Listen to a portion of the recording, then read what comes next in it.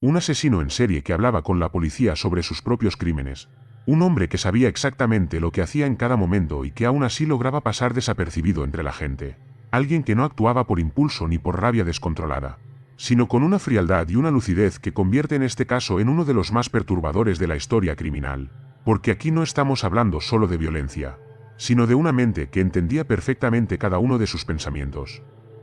que analizaba cada impulso, que comprendía cada emoción y que podía explicarla con calma aterradora. Y lo más inquietante de todo no es cómo terminó siendo capturado, sino que fue él mismo quien decidió entregarse después de años de planear, manipular y matar con una precisión que dejaba sin aliento a cualquiera que intentara comprenderla. Pero antes, hay historias que no se cuentan del todo. Casos en los que la versión oficial se queda corta, donde los detalles importantes se pierden entre informes y teorías. Archivo de Investigación nace precisamente para eso, para ir más allá de lo evidente, para reconstruir cada caso desde el principio y fijarnos en lo que otros pasan por alto. Si te interesan los misterios reales y las historias que te hacen dudar de todo, quédate, porque este caso no es como los demás. La historia de Edmund Kemper empieza mucho antes de sus asesinatos más conocidos, en una infancia marcada por una relación completamente destructiva con su madre, una mujer dominante, fría, cruel, que lo humillaba constantemente, que lo aislaba del resto de la familia, que le repetía una y otra vez que no valía nada, que era un problema incluso desde pequeño, y que llegaba al extremo de encerrarlo en el sótano por las noches, separándolo de cualquier interacción humana que pudiera darle afecto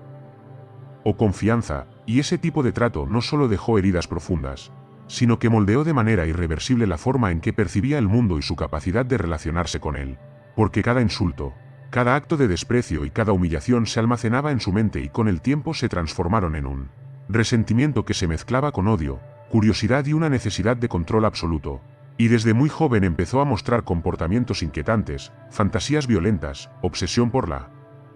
muerte, desconexión emocional, incluso un tipo de curiosidad intelectual sobre cómo y por qué ocurrían los crímenes. Pero lo que lo hacía realmente diferente era que no actuaba sin analizarlo, no improvisaba. Podía observar sus propios pensamientos, describirlos, racionalizarlos. Y esa capacidad de introspección convertía a su oscuridad en algo metódico, en algo consciente, en algo que lentamente se fue convirtiendo en un patrón que nadie podía prever.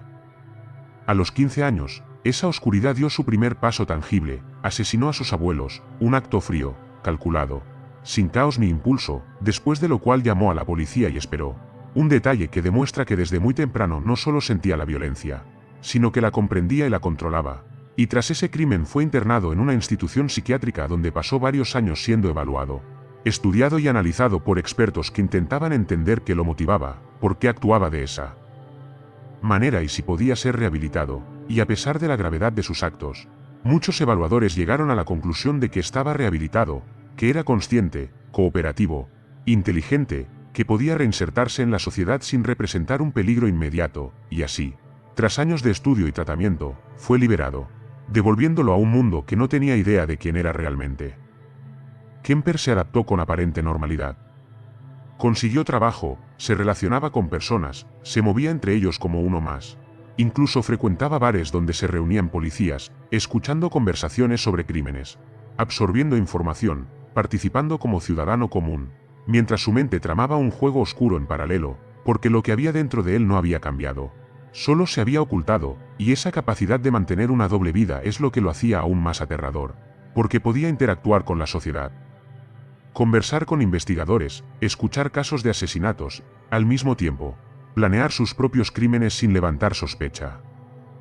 A principios de los años 70 comenzó a recorrer carreteras de California recogiendo autoestopistas, jóvenes estudiantes que confiaban en él, que lo veían como alguien confiable y amable, sin saber que estaban entrando en el coche de alguien que los observaba, los estudiaba y que tenía la intención de matarlos de manera metódica, y cada crimen era cuidadosamente planeado, elegía a sus víctimas con criterio, ganaba su confianza, las transportaba a lugares aislados, las sometía y finalmente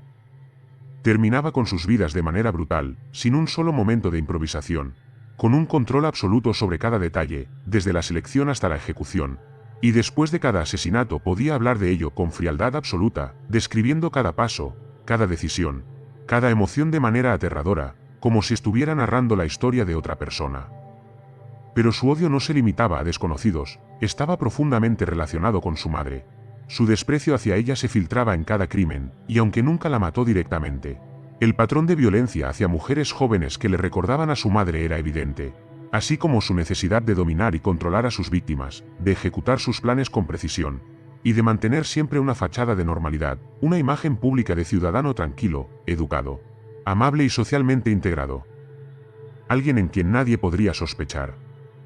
Mientras la policía comenzaba a conectar los asesinatos, se dieron cuenta de que él había interactuado con ellos en múltiples ocasiones, proporcionando información indirecta y pistas sin que nadie lo notara, participando en conversaciones sobre casos similares a los que él mismo cometía, y esa mezcla de manipulación y calma era casi inhumana, hasta que finalmente, tras años de crímenes, de meticulosidad, de controlar cada aspecto de su entorno, Kemper decidió entregarse él mismo, llamando a las autoridades, confesando todos sus crímenes, detallando la metodología, explicando sus motivos, narrando la relación con su madre y demostrando una lucidez que dejó sin palabras a todos los detectives, psicólogos y agentes que lo evaluaban, cerrando así uno de los capítulos más perturbadores de la criminología moderna, un caso que sigue estudiándose por su complejidad psicológica, su violencia metódica y la inquietante capacidad de un ser humano para analizarse a sí mismo mientras comete actos de un horror absoluto, y dejando tras de sí un legado de terror, confusión y fascinación psicológica que todavía hoy sigue impactando a quienes estudian su mente y sus crímenes, y que demuestra que algunos de los asesinos más peligrosos no son los que pierden el control, sino los que lo comprenden demasiado bien, y que la frontera entre la normalidad y la monstruosidad puede ser tan delgada que incluso aquellos que nos rodean, día a día podrían esconder secretos inimaginables, mientras nos damos cuenta de que este caso no solo habla de asesinatos, sino de control, psicología, manipulación, violencia y de cómo la mente humana puede volverse un arma tan calculada y aterradora como nunca podríamos imaginar, y que en cada detalle, desde su infancia hasta su entrega, Edmund Kemper nos obliga a mirar al abismo de la mente criminal y a cuestionar qué tan lejos puede llegar alguien que entiende demasiado bien lo que hace.